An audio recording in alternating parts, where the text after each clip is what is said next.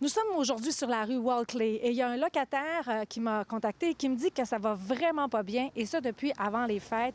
Il fait froid et les tuyaux auraient explosé. On va aller voir.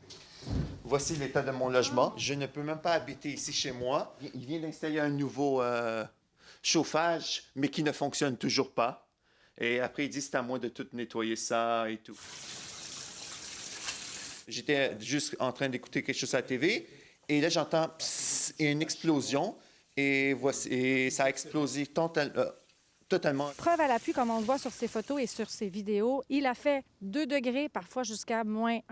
Là, je suis dans un autre appartement. Le locataire m'a laissé rentrer et tout. Voici l'état du plafond. Le tuyau a encore sauté. Ça fait peut-être 5 appartements que les tuyaux ont sauté. Vous partez votre manteau en permanence. Oui, il fait froid beaucoup. Qu'est-ce que vous avez dû faire? Les enfants doivent dormir où? Dans la cuisine, parce qu'il fait vraiment froid.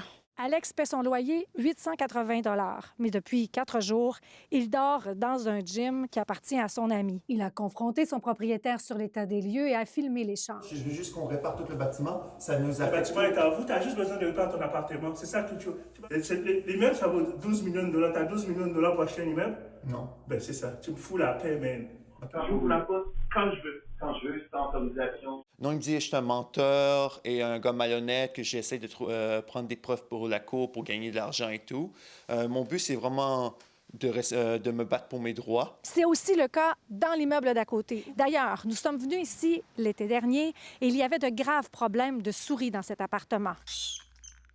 Au téléphone, le propriétaire assure que les problèmes de vermine sont maintenant réglés. Vous n'avez pas dit à votre locataire que c'était à lui de réparer, là? Vous avez pas dit ça. Comment pourrais-je dire à locataire de réparer quoi, madame? Il explique que ses locataires ont perdu le chauffage à l'eau à la suite de l'importante panne électrique de la semaine dernière. Il voudrait passer à l'électricité, mais c'est cher. C'est tel immeuble qui me reste en chauffage à eau chaude. J'ai à peu près 60 immeubles, c'est les seuls qui restent à chauffage à eau chaude. Je n'ai pas d'autres immeubles. J'ai tout converti en électricité, mais ça coûte comme 300 000 $, 200 000 $. C'est pas un cadeau, mais... La Ville de Montréal nous confirme qu'une quinzaine de constats d'infraction ont été donnés aux propriétaires depuis 2023. Ce matin, les pompiers de Montréal étaient toujours présents. Alex a dû être évacué temporairement. Ils m'ont donné une notification. Je suis venu juste pour prendre mon stock et redormir dans le gym parce que j'ai pas d'endroit à dormir. Mais ils m'ont donné une place à coucher. Il faut que j'aille prendre rendez-vous et tout. La Ville a aussi offert aux autres locataires d'être hébergés d'urgence, mais plusieurs ont préféré installer un système de chauffage d'appoint. À Montréal, Véronique Dubé pour Nouveau Info.